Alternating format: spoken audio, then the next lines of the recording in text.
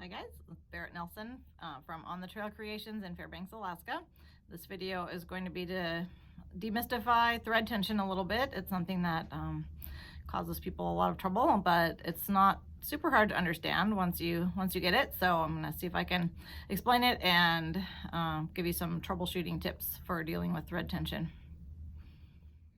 Basically what thread tension means is there's a couple of little discs, and I'm showing you on this cute little featherweight here because you can actually see them. Most modern machines you can't see them. So there's two little discs in here that the thread goes between, and that's kind of like a gatekeeper to control how fast the thread comes out. And the bobbin has tension also, so the bobbin thread can't just come out freely. It goes through a little bit of tension, and they work together. They kind of are like playing tug of war with each other. So just that alone really helps people understand they're both pulling on each other, and whichever one is tighter, that one's going to win. So if the top is too tight, it will pull the bottom thread up to the top, and if the top is too loose, it will go down to the bottom, and you'll be able to see it on the back of your project. So a really great way to test it is to use two different colors of thread, like red and green on white fabric or something, but similar to what you want to do on your project, similar weights of thread and the thickness of your project, so you can test it because it does change from project to project. But if if you have green on the top and red on the bottom, and the green is coming up to the top, then you need to loosen your top a little bit. This just tightens and loosens how tight those two discs squeeze together and control how fast the thread comes out. So let me show you what the tension is supposed to look like and what you can do about it if it doesn't. All right, here's some examples of good and bad tension. This one, I'm going to go really close. It's pretty good. You can just barely see there's pink thread on the bottom. You can just barely see it coming up. But this is just two thin layers of muslin, so there's not much room for the thread to go, so it's hard to get it much better than this, because on the back you can also just barely see the blue coming through the back. This is actually slightly better though, so I would probably loosen the top a little bit even with that one, but it's pretty good.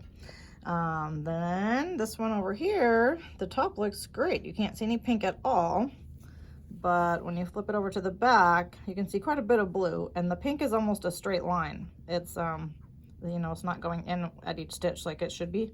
So this is actually something you can do on purpose for basting or something that you want to take out, because that pink thread is going to come out pretty easily because it's pretty much just a straight line.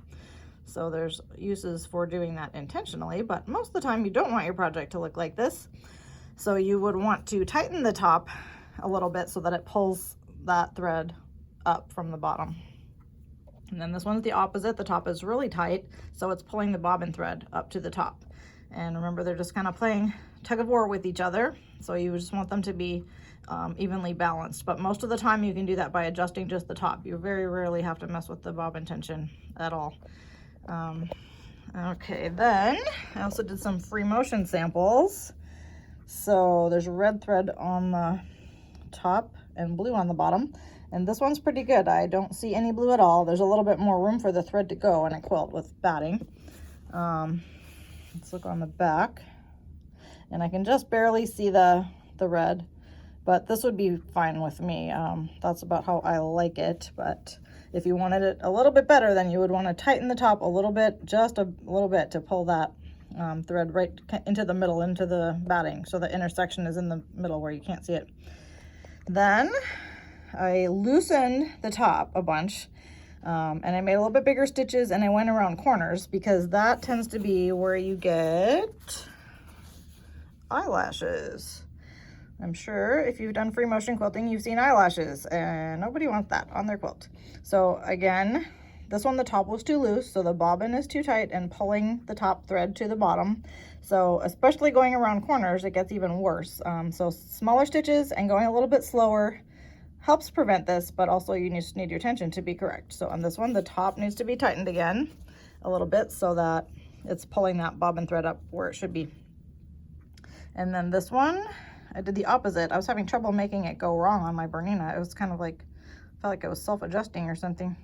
But this one is pulling the bottom up to the top just a little bit. You can see the blue a little bit more than I would like. So I would loosen the top just a little bit. So again, you can almost always adjust it just with the top tension. You very rarely have to change the bobbin tension, but on most machines you can. So if you really can't get it right by adjusting the top, then you can adjust the bobbin. So let me show you that. One more thing before I get to the bobbin. I did a sample with a zigzag. So on the top it looks pretty good, but on the back, when I loosened the top a bunch, the bobbin really was pulling it to the back. So you can, that's another way to really test your tension, is to try it on a zigzag. It's gonna make it look more wrong on the back especially. So this one would need the top tightened, so it's pulling that top thread back to the top. Okay, if you have a bobbin case, there's usually a little screw right here, so that's what adjusts the tension on the bobbin, and you can adjust that just a little bit at a time, like a half a turn or whatever. And so you can do that. And if you have a drop-in bobbin, look in your manual, but there's a way to do that too. You just have to take a piece out so you can get that little screw. But like I said, most of the time you can avoid dealing with that by just changing the top. Occasionally, people that do a lot of decorative free motion will have a separate bobbin case that is just set to extra tight tension on the bobbin so that it pulls the top thread to the back, and so the top always looks nice. So that's an option. If someone, you know, really has to change it a lot, then it might be worth having a separate bobbin case that's just set at a different tension. Also, some Berninas have a little metal pin that comes up right here that you can thread the bobbin thread to, that adds just a smidge of tension to the bobbin without adjusting anything. So that's kind of nice for free motion too. This one doesn't have that. Does this look familiar? On the top, it's a little bit loose. If we go close, you can see it's a little bit loose, but then when I flip it over, oh dear. And if I didn't have two different colors of thread, it would be easy to assume that this was the bobbin thread because it's on the bobbin side, right? But it's the top thread. The top thread was blue, the bottom thread was pink. And what happened here is I didn't put the foot down. The tension discs that I just showed you open up when the foot comes up. So when you thread it, there's plenty of room for the thread to go in, and you can easily pull it out without bending your needle when you're done with your project or done with your seam. So it's really important for the foot to be down, and most newer machines won't let you sew without the foot down, but older ones will, and you will get this. But if you have the foot down and it's still doing this, then that means the thread wasn't seated well into those discs, into the tension, and that can happen too. Occasionally it will even just pop out. That's pretty rare, but once in a while it will pop out in the middle of sewing, depending on what kind of thread you're using. But anytime you see this, it just needs to be rethreaded, and the top needs to be rethreaded, and make absolutely sure that your foot is down. Threading your machine correctly is a really important part of getting your thread tension correct, of course. So I'm going to show you how you can make sure that you got it threaded correctly. Start with your presser foot up, and I can kind of see the discs on my machine, but usually you can't see them very well. So I just, when I'm going around that part right there, I hold on here and tug it a little bit just to make sure everything is set down in where it needs to go. And then right before I get to the needle, I put the foot down, and then I can tug on it a little bit and make sure that it is stuck in the tension. If it came out really freely, then I would know it wasn't. So now it's good, and I can thread my needle and go.